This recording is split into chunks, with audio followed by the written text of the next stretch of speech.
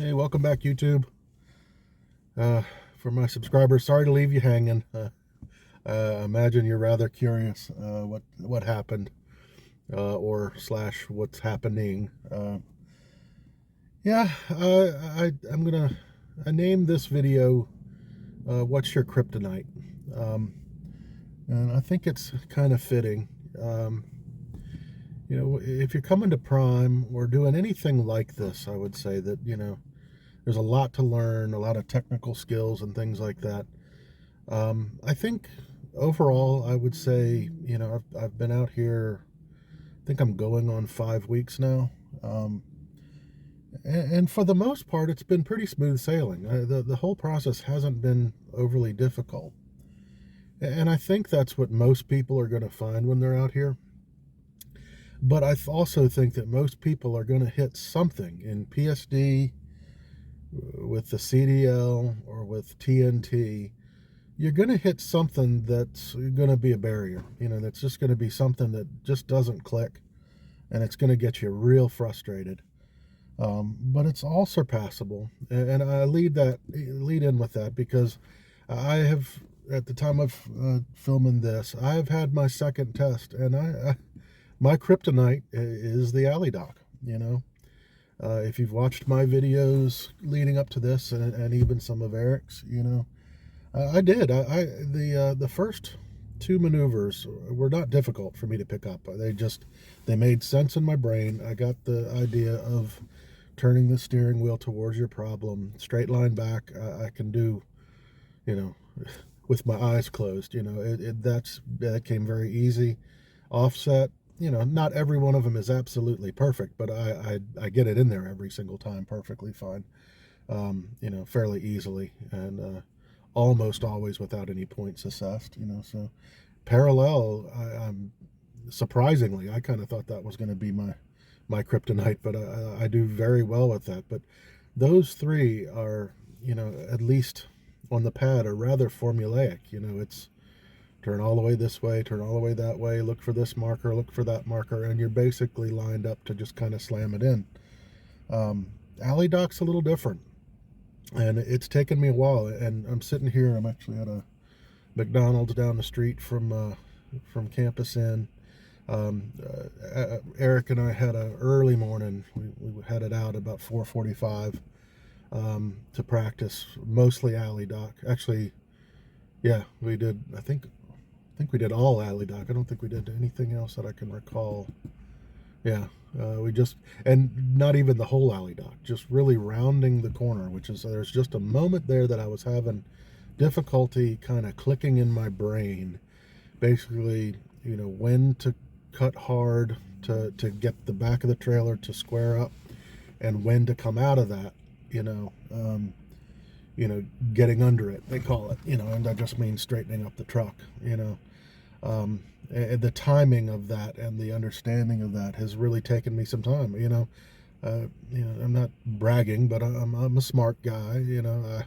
Competent. I can drive a car. I've driven for whatever 35 years. I've gone, not doing the math real quick, but well over 20 years without a ticket. I mean, I'm not an incompetent driver. So and that's why I'm saying it. It's not about that. If anything, Eric has said I overthink things. I need to go more gut feeling and sensing what I need to do. And I tend to like to analyze. I'll look at the cone and look at the back of the trailer, back of the cone, back of the trailer, and I'm taking measurements in my brain and trying to figure out how long it's going to take to get back to where I need to go. And he's been right. I've kind of needed to let go of some of that and just kind of go on somewhat gut feeling, but using the gut feeling to find the right route. And once you make the right turn at the right place, to take a mental snapshot of the angle of the truck, where you are in relation, and knowing how to get out of little problems like that. So anyway, I want to try to be a little different from other vlogs, and in my experience with the ones I've watched, and I told this to Eric, I said, if you watch a lot of YouTube, you get the feeling that everybody trifectas, you know. Most people don't do the videos I'm doing where kind of when I'm kind of down and out, you know. And believe me, those 2 days, the two tests that I didn't that I failed on my alley doc, that's a low point, and that's, I'll be honest, that's why I didn't do a YouTube video right after it. You gotta keep in mind that I'm no celebrity YouTuber or anything like that. I'm just a dude that talks to his phone, and hope y'all get something out of it. But that's a rough day. It's hard to get on here. When you want so much to do the yippee, and everything's great, but it didn't work out that way. And I think you'll probably, hopefully, get more out of it this way. That you'll understand. The overall process is not overly difficult, but you're gonna somewhere hit something that just doesn't make sense to you, that's gonna frustrate you tremendously. And I'm certainly highly hopeful, and I'll dare I say even confident, that this is gonna have a happy ending tomorrow too. I'm gonna end up with my CDL one way or the other, and I need to keep that in mind. So forgive me for not putting out the video right away, but I wanted to go ahead and do this one. So you'll know when you get out here. And the other thing, when you're taking these tests, you will feel like, if you happen to not breeze through it like I didn't do, you're going to feel like you're the only person on earth that has ever failed the backing maneuvers. Because you're not witnessing it all. And on YouTube, most people don't like to put their failures and that kind of thing, So I think you might benefit, hopefully, from this. He assured me, he said every single day people fail their pre-trip. People have great difficulty. Some people with just the straight line back, they get a little bit too far one way or the other and end up jackknifed and stuck between the lines and things like that. Everybody has their issue. So take that for what it is. When you come out here, you're going to get discouraged if you hit something like this. There's no way not to be. But understand that if you're going solely by what you see on YouTube, it doesn't paint a very realistic picture. This stuff is hard. Some of it's going to come very easy, and some of it's going to be really frustrating. And I certainly hope that everybody breezes through their CDL tests with no issues. But if you don't, understand, it's not about how smart you are, or anything like that. This can happen to anybody. I've been as dedicated to this process as anybody could be since September. If you followed me, you saw I may be a little silly here, and I like to have a bit of fun, but this is no joke. I left a good solid salaried position to do this, and believe me, after failing 2 backings on a CDL, I'm feeling the pressure, but I'm confident. I'm not worried overall. I'm going to get there, and I should get there tomorrow. I'm going into it extremely confident. We had our practice today, and it's like we got all those little decision-making pieces that I was confused on. I understand them all, and I put in several of them right into the parking spot. We even kind of set up, if I do a mistake, I need to know how to get out of them. So we kind of set that up too. So I know how to kind of stay out of the problem area that I was in. My biggest issue before was that I was making a mistake that was putting me where I had no room to fix it, And I'll probably stick the Giphy here, because it was Eric's analogy, and it's a good one, is if you've watched Austin Powers, where he tries to turn the golf cart around in that little narrow hall.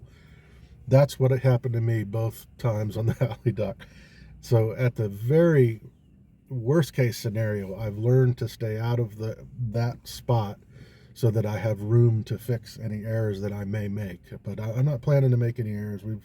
I think we've got the process and the visuals that I need and the timing down pretty good. So anyway, stick with me, guys. I hope you appreciate these kind of videos are not fun to make for me or anybody. You want to show your triumphs, but I'm I'm hoping you learn more from, I don't even like using the word failure, but, I failed the CDL test now twice on the backing. But that'll let you know that if you're in a similar situation, don't get too down. Trust your trainer, stick with it, get as much practice done as you can, and you'll get through. And I'm fully prepared that that's going to be the end of this part of this chapter of the story. And nothing that's worthwhile ever comes easy. So keep that in mind. And by the way, I think this will pay off. I think that coming out of this, I'm going to be a better alley docker because of it, and it matters more in the world than it does, honestly. You got to get the CDL, but, you also can't be hitting everything at a loves, when you get out in the real world. And I think that all in all, I'll benefit from that. And a little side note on just kind of pros and cons. I think, I've been in this long enough now that I can kind of, and I also had a conversation with Eric about it, kind of the pros and cons of coming to Prime with a trainer already, lined up versus what most people do. They come to Prime, and like I said, everybody from my particular class, other than me, did not have a trainer. And I didn't do that process, but I could kind of surmise from what I'm seeing the pros and cons to each. I would say that likely, and don't quote me on any of this because I've only had my experience plus what Eric told me. I think that if you come out here, I think you're fine. If you don't have a trainer, certainly for PSD. What's going to happen is you're going to be in a group of 3 or 4 people probably assigned to a pad trainer. And I've heard people complain about it, that a lot of it's standing around, but you're out on the pad long hours, I think. And even when you're not driving, you're watching your whatever teammates or whatever go through it over and over and over and over again. So you're either driving it or watching it, and you're out there longer. So I think PSD on the pad, if you come here without a trainer and you're assigned in like a group situation with a trainer, you're probably, my guess is probably better prepared for the CDL piece, just based on pure repetition and seeing everybody make every kind of mistake you can. I think there's a benefit to that for the CDL.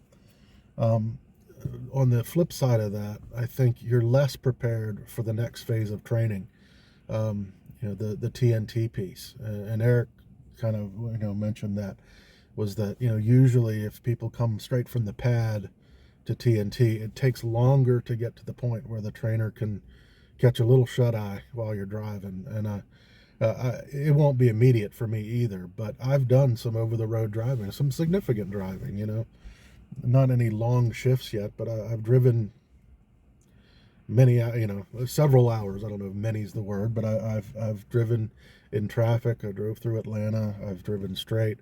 I've gone around cloverleafs. I've experienced. I've driven in town situations, cities, everything. So I do think that I'm probably a little ahead of the game moving into TNT. Now, coming into TNT, coming into the whole thing with a trainer, especially in a situation where we're shooting for, Eric, the plan from the beginning was that Eric was going to do both PSD and TNT with me. And that's still the plan, with the understanding that, he's running out of time. He's got a baby coming, so there will be a time where I'll have to switch to another truck. But hopefully we'll get a couple weeks in of hard driving. So the benefit to that is who you're getting to a degree, especially if it's, someone in the YouTube community. You get kind of a feel for who the person is through YouTube. Though I'll say, and even Eric's kind of corroborated this, not everything is exactly as it appears from the YouTube universe. As I mentioned earlier, a lot of people really try to put their best foot forward when they're on camera, and I do that to a degree. But I am trying to show you, I'm just a dude talking to my camera, and anybody can have a YouTube channel today, and there's nothing special. What I'm trying to do is show you I'm human, and I'm making human mistakes and going through human challenges, and so will you.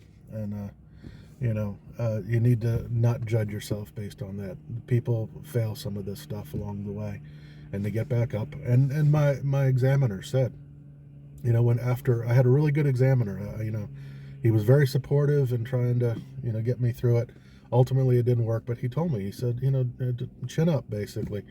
He said, I've been doing this many years, and I think he said I can count on, I don't know if he said one or two hands, the number of people that actually come to Prime and leave because they couldn't get their CDL. So, just stick with it, yeah, and you'll get it. So, I think I'll leave it there. I guess just to cap the part off about coming to Prime with a trainer, again, for one thing with Eric, he puts out more hours of YouTube than anybody else. So I really did, watching pretty much his whole channel, everything. I think you do get a pretty good idea who he is, but everything is not exactly as it appears on YouTube, but it might keep you out of a real terrible situation. Some of those horror stories about TNT. I would say that's probably a benefit if you've got somebody who you have some information on via YouTube. That could be a little better because you somewhat know what you're getting into. So I think I will leave it there. Appreciate y'all watching. I hope you get something from this, and I will talk to you soon. See ya.